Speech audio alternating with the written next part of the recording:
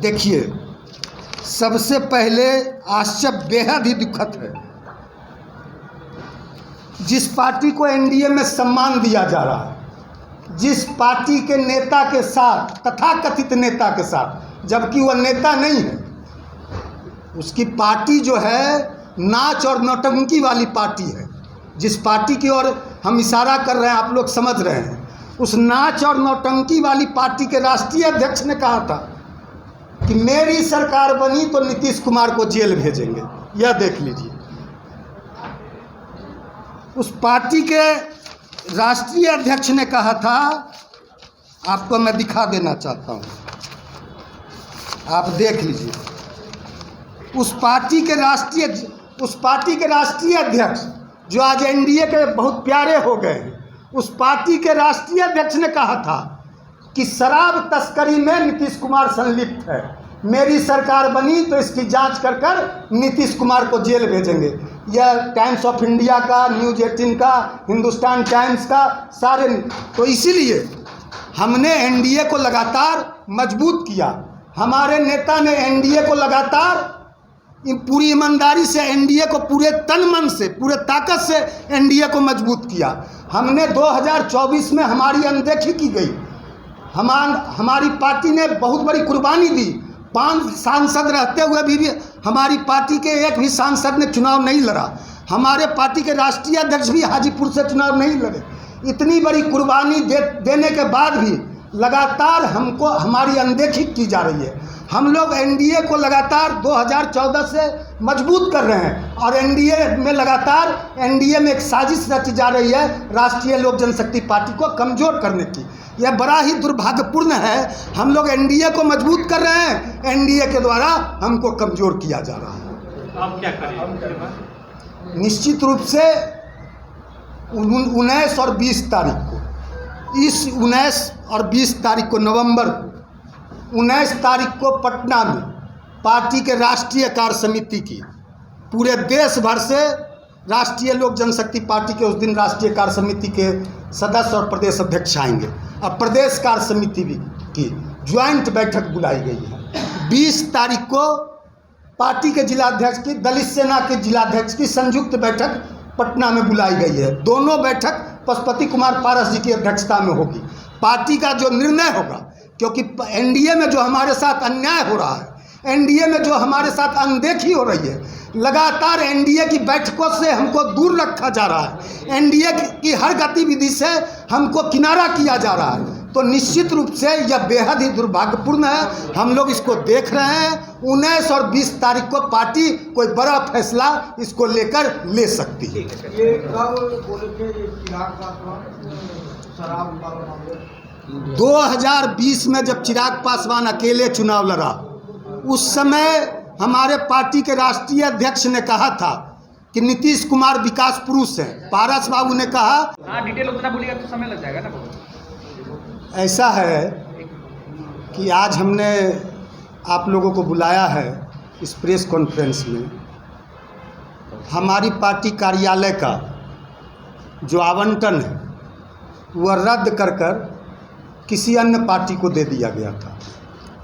हम लोग भवन निर्माण विभाग के इस फैसले के खिलाफ पटना हाई कोर्ट गए थे। पटना हाई कोर्ट के द्वारा हम लोगों ने पटना हाई कोर्ट में यह अपील किया था कि हम लोगों को स्टे दिया जाए। तो उस पर 3 महीने से सुनवाई चल रही थी। 29 अक्टूबर को पटना उच्च न्यायालय का फैसला आया हमारे पार्टी कार्यालय को लेकर कि 13 नवंबर तक, परसों तक पटना उच्च न्यायालय ने स्टे लगा दिया था, जिसमें भवन निर्माण विभाग ने कहा था कि आप 1 सप्ताह के अंदर खाली करें, नहीं तो हम बलपूर्वक खाली कराएंगे।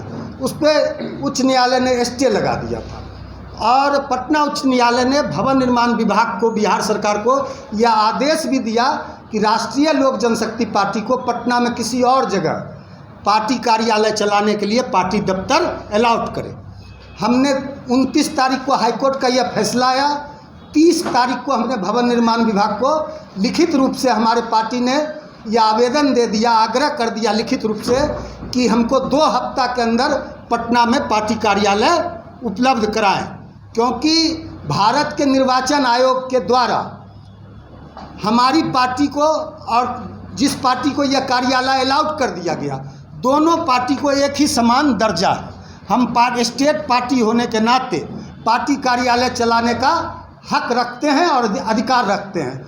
आप लोगों के माध्यम से हम यह मांग करते हैं कि बिहार सरकार और भवन निर्माण विभाग, खास करके माननीय मुख्यमंत्री, आदरणीय मुख्यमंत्री नीतीश कुमार जी से यह मांग करते हैं आज के प्रेस कॉन्फ्रेंस के माध्यम से कि 13 नवंबर तक 2 दिनों के अंदर हमको पार्टी कार्यालय किसी अन्य जगह पटना में अलाउड कराया जाए।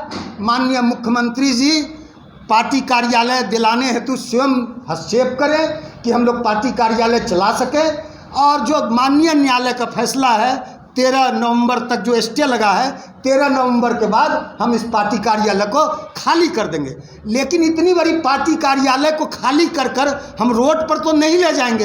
तो हाईकोर्ट का जो निर्देश है उसके आलोक में भवन निर्माण विभाग, जो हाईकोर्ट ने कहा था कि 2 हफ्ता के अंदर राष्ट्रीय लोक जनशक्ति पार्टी को कार्यालय दे भवन निर्माण विभाग, तो आप लोग के माध्यम से पुनः हम लोग यह आग्रह करते हैं बिहार सरकार से कि राष्ट्रीय लोक जनशक्ति पार्टी को पटना में किसी अन्य जगह कार्यालय आवंटित करें। 2 दिन तो काफ़ी होता है, क्योंकि बहुत सारे काफ़ी भवन निर्माण विभाग के काफ़ी सरकारी बंगले, बहुत लोग तो अवैध कब्जा करके भी रह रहे हैं। लेकिन आप जान लीजिए, इलेक्शन कमीशन ऑफ इंडिया का गाइडलाइन है कि लोक जनशक्ति पार्टी जब टूटी, और लोक जनशक्ति पार्टी का जो मामला है जब तक इलेक्शन कमीशन ऑफ इंडिया में पेंडिंग है, और जब तक वो फैसला, अंतिम फैसला नहीं आ जाता, राष्ट्रीय लोक जनशक्ति पार्टी और लोक जनशक्ति रामविलास को, दोनों को समान दर्जा बिहार में इलेक्शन कमीशन ऑफ बिहार देगा।